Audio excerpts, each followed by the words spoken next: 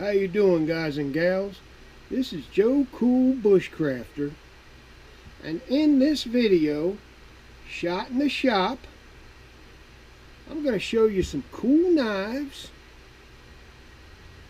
my brand new Sunto Core watch that the company just sent me because the other one malfunctioned, and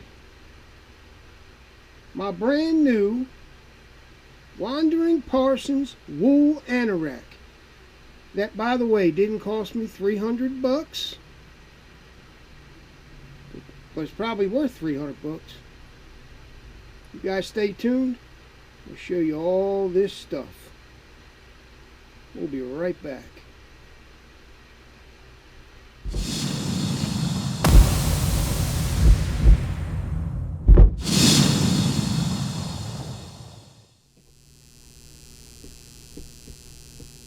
Okay, so I'm glad you made it back.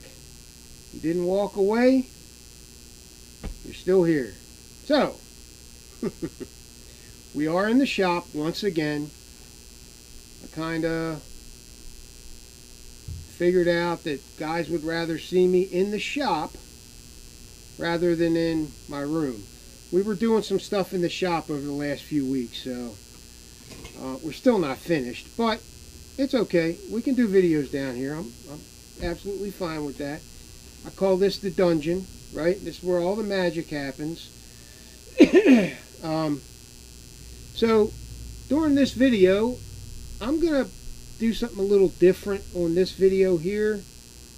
I'm going to show you some stuff just because it's cool stuff and you should see it. It's pretty neat stuff. And you know, I really like gear that works and works well. I'm not enamored with every new piece of gear that comes on the market. I'm not enamored with every knife that comes on the market. Other guys can do that stuff. I am only interested in the things that work and work well in the field. That's what I'm interested in. But everybody's tastes are different, so you're going to see a lot of different items on this channel. Maybe not as much as a full-blown review channel where the guy makes his living off of YouTube. I'm not beholden to any companies on this channel, so I can give honest, impartial reviews. If there's something negative about a product or a knife or whatever, I can say it. I can pass it on to you guys. So, first off, let me show you this. We're doing a shitload of Delta Whiskey backcountries, right? The Infinity is still not in production yet. I just got the stamp made for the blade so that every knife can be stamped with the Yellow Hawk logo. Okay? So, that should be done in a week or so, shipped off to LT Wright. But it's still going to be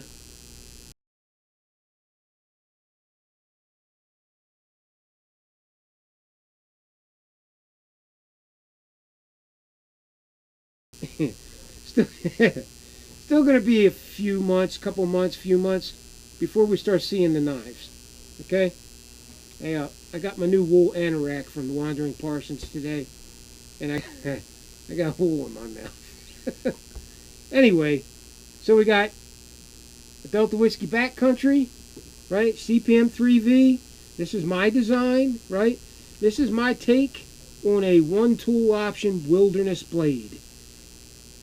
It'll do a lot of the things that a smaller bushcrafter will do, and it'll also do stuff that a big chopper will do, right? Because of that choke-up choil and the geometry of the handle and the blade. Okay, I'm not going to get into all that. I'm just going to show you the knives. I think there's 4 or 5 of them here. This one's for Frank Barreca. Getting ready to work on his system. He wants a Seer 1 survival system with a pouch on the front. Here's the pouch and the plate. I just finished it. Okay, there it is. Pretty cool. These things are bomb proof, guys. What else we got here? I know I made something else for it so far. Oh, here it is. Ferro rod holder for the side, right? Now we're also concerned with systems being lightweight as well. We cut KYDEX out where we can, right? You know, normally guys would leave this square KYDEX in there. We cut that stuff off because neither does it add to the structural integrity of the sheath where it is, right? Where this particular thing is, doesn't add to the structural integrity of the sheath. It just adds weight. So we cut it out, right? That's one of the reasons I do my scallops, right? All that stuff adds up to a lighter sheath, plain and simple, right? And we start with taco styles, not pancakes. Pancakes are just too wide, too heavy, too bulky, you know. So we start off with something slim, and we keep it lightweight, as lightweight as we can. All right, here's another Delta Whiskey backcountry. This one is the Thin Blue Line for my buddy Todd Jordan. You can see the black G10 scales, right? And then the blue liners. I know it's probably hard to see the blue liners. I don't know how close I can get to this camera to show you the blue liners, but the lighting is pretty good down here. You guys are right. So maybe you'll see it, maybe you won't. Everything's dark to me. I don't know why. Everything seems dark. I don't get it. So there's the Thin Blue Line. M.Wallace, Delta Whiskey Backcountry. We're selling a lot of these. I mean, guys are finally getting them into their hands, telling other guys, and those guys are telling other guys, and so on, and so on, and so on, right? So we're selling a lot of them. You know, I don't know. If I had to guess, I don't know, 20 a month, something like that. It's give or take $400 knife. CPM 3V. I know we got another one down here somewhere. Here it is. This one is my favorite handle scales. Got that textured jig pattern. And Mike, I tell you, Mike's, the purchase that he gives you on his knives is very comfortable, right? And there's no hot spots. I mean, I don't ever get any hot spots with his handles. And his, you know, his choke-up choils are all chamfered on the sides. A lot of knife makers do not do that. You know, that Bark River the other day that I've reviewed, the Bravo Survivor, that had sharp, you know, sides on the choke-up choil, and you can see the ricasso there before the blade starts. That protects your finger. Plus the choil is nice and deep, right? So your fingers goes up in there, and there's very little chance you're going to catch that blade with the edge of your finger, or worse, right? So there it is. So we got 4 of these to do. Let's see what else we got. Oh, I also wanted to go over. Well, here's the Wandering Parsons anorak, right? Now I'm just showing it to you, right? Because I just got it. I'm not going to tell you what I really think of it, right? How it actually works and works well, if it does, until the fall or winter, right? I need a chance to wear it and use it. His Polar Fleece anorak is the bomb. I wear it all the time in the winter, right? I've had that thing for about, I don't know, 7 months, something like that. And I wear it on almost every trip out into the field, and it is the bomb, the Polar Fleece one. I don't think this one's going to be any different.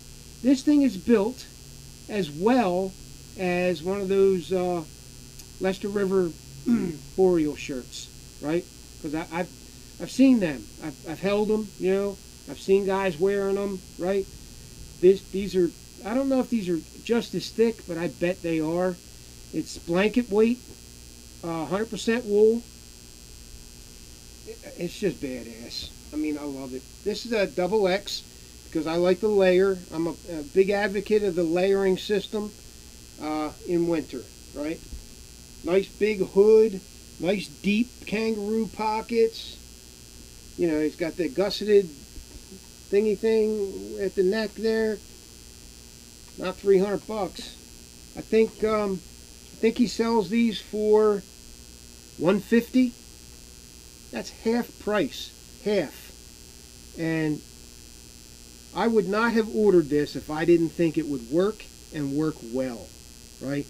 I really don't like using cheap shit out in the field. It's just counterproductive, right? So let's give it a shot. That's a badass looking piece of gear. Let's see how it performs. New Sunto core, right?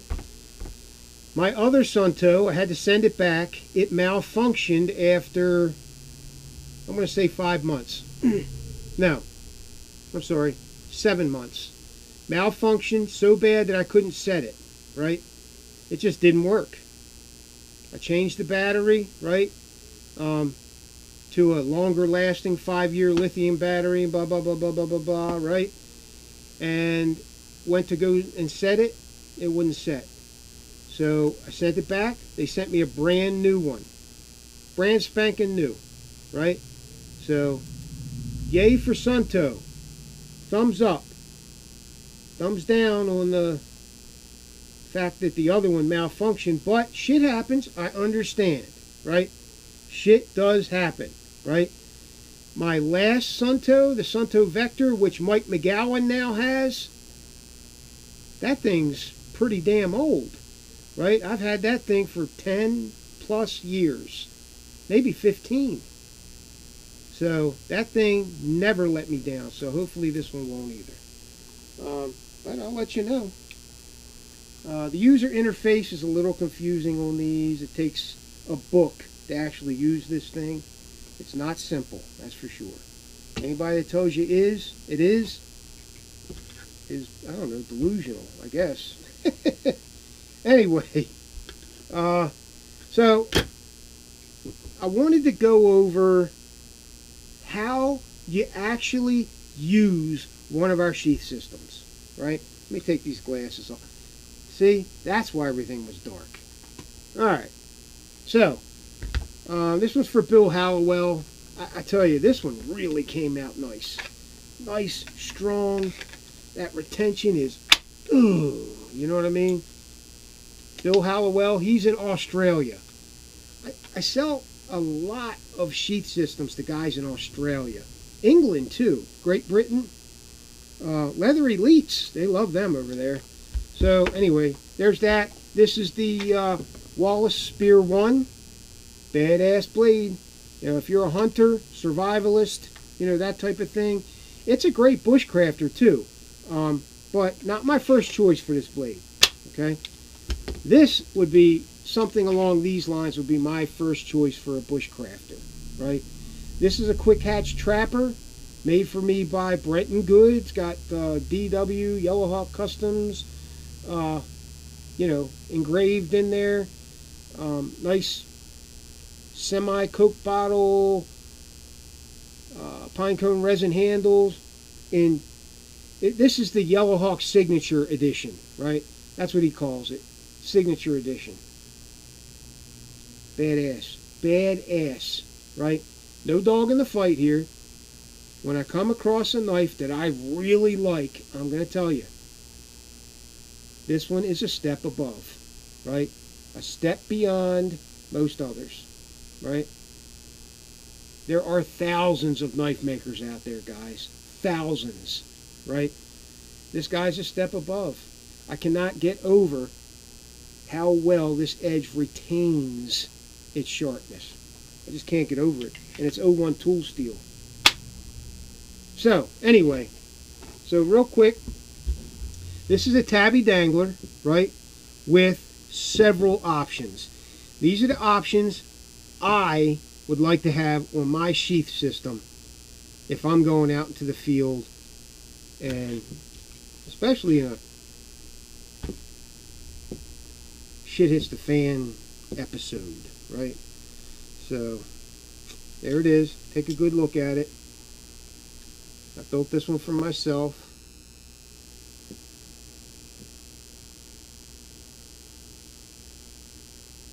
Okay, you can see everything it has on it.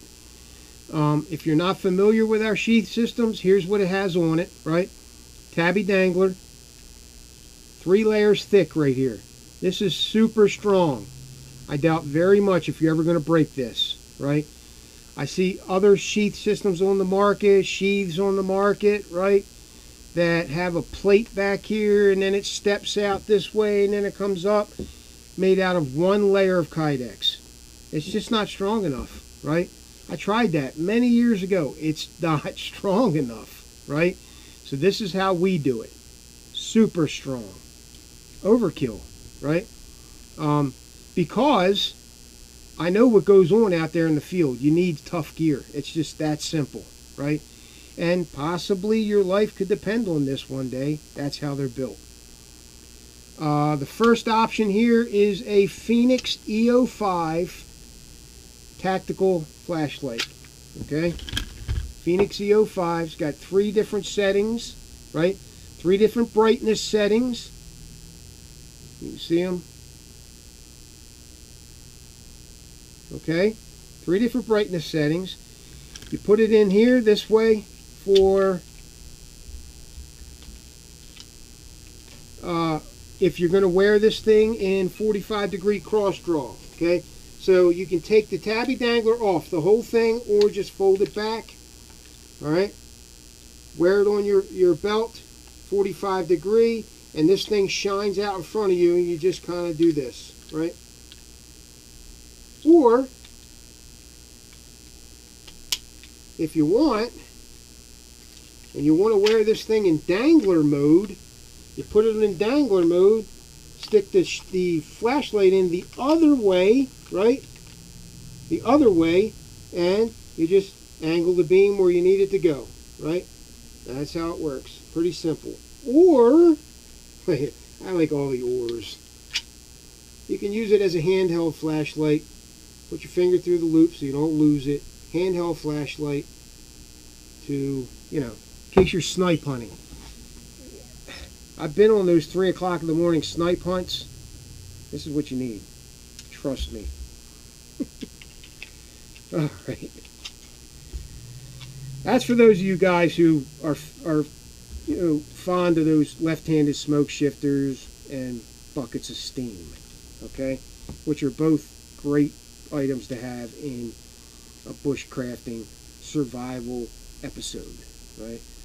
Not, I don't like situation, right? It's an episode, right? You're going through something, right? So survival episode. So there's that, okay? There it is. Great flashlight. It's tried and true. I've tested it myself. Waterproof, all that stuff. Everything they say it does, it does. And it's tough. It's a tough little light. Face mount ferro rod, right? So you take it off. It's real easy to get off. And you use it just like this, right? There's a striker on the back. But if you want to, you can use the spine of your knife. I try to save the spine of my knife for scraping bark and other uses, right? But it is pretty simple just to pop your knife out and you know. So there's that, right? And it also has a Sunto compass on it. This is a Sunto. Good company. Even though my watch took a dump, I still believe in Sunto. That was a fart in the wind. Something weird happened. Karma got me. I don't know, right? I tell you what, karma's usually pretty good to me, so that tells me something. Thanks, Karma. My name is Earl. Anyway, Sunto compass. It's great. Got a rotating bezel. This thing will do a lot that a full-size compass will do, right? A basic full-size compass. So, and you just, in order to protect the metal, you know, the compass from the metal, you just hold the ferro rod in your palm of your hand. It's fine, okay? That's how you use that. Now, the other thing we have here is you do have to put these in the right way, okay, in order for it to lay right, okay? But you'll get used to it. It's real easy. There's a live fire underneath, under the ferro rod assembly, right? It's under there. And Basically, the way I have it is, it's in there under tension with these 2 screws, but it will pop out of there if you really push it. So you don't actually need to undo the screws. I suggest that you do that so you're not, bending up the casing or whatever. But pop it out. When you're done using it, you put it back in, tighten up the screws, and put the shock cord back around the lip of the live fire, and you're good to go. Probably wouldn't come out of there anyway if you tighten it down the way I have it. Okay, that's why I got the risers in there with the rubber, because it's like a shock absorber. Okay. The other thing we have here, and these are quality ferro rods. They work great. Never had any issues with them. Fine diamond rod. If you watched my sharpening video, I took a fine diamond rod off of one of my sheath systems, right? And 3 different strops, and I made that knife razor sharp. Okay? It is doable. It just takes a little bit of practice. Sharpening knives in the field is not difficult. You just need to do it. Right? I know there's a lot of armchair bushcrafters out there. Right? Oh, I don't know, man. I've done this, I've done that, Well, then sharpening a knife shouldn't be hard for you, right? So watch the video. It's pretty damn explanatory, right? A lot of it is extraneous. You don't need to know it. I gave it out anyway because I wanted it to be a comprehensive sharpening video for the field. So what? I wasn't in the field. You still do it in the field. Alright, so on the back we got a tech lock, right? The tech lock can be configured 3 other different ways. Vertical, right? 90 degree, 45, canted vertical, and that's it. Okay? Plus, you can also take the tech lock off and put a molly lock on this. The holes are there. You put a molly lock on this system, and you put it on your PALS webbing. You can actually put 2 molly locks on this one. One here and one here. So there's that. Is that it? Black Raptor KYDEX 095. That's how thick this stuff is. Just this, right? I try to get it as thick as I can. You wouldn't believe what I got to do that, but it's a pain in the ass. But it works. I get thicker KYDEX. 2-inch D-ring, right? Now, this particular sheath system, it has all stainless steel hardware, right? It's optional. If you want all stainless steel hardware, I'll give it to you. It is more expensive. You know, like each one of these is, I don't know, like 30 cents a piece for one of these. So it's going to cost you like an extra 10 bucks, 12 bucks for stainless steel. But is it worth it? If you live in a high humidity area, or you're always around water, or you live out in Washington State where it's wet all the time, yeah, it might be worth it. I have guys in the Florida Everglades all the time say, hey man, stainless steel, right? So I give them stainless steel. Super retention. The other thing is, contrary to popular belief, a KYDEX sheath is supposed to hold a knife without the knife rattling inside of it. Okay, that's what KYDEX is supposed to do, right? So anytime you hear somebody say, hey, you know, I'm a sheath maker, but sometimes the knives rattle in my sheaths, I've actually read guys saying that in their advertisements, right? Like, you gotta be kidding. And very little play. You know, we address both of those issues, is what I can say. All right, super retention. It's just, and they're not difficult to deploy. Just so there it is. That's how you use it. Okay, that's all the options that are on this sheath system, and that's how you use all the options. You got a 45-degree belt carry. You got vertical belt carry. You got dangler. If it had a baldric plate, you'd have baldric carry, because the dangler is already the back baldric ring, right? So we try to make dual purpose uses for these options as well, so that we're not a whole lot of redundancy. It doesn't need it, right? So we use that as like a double duty thing, right? The other thing is with our sheath systems, hi baby, come on. You guys can meet my new dog. Come on, honey. She's afraid of steps. Come here, babe.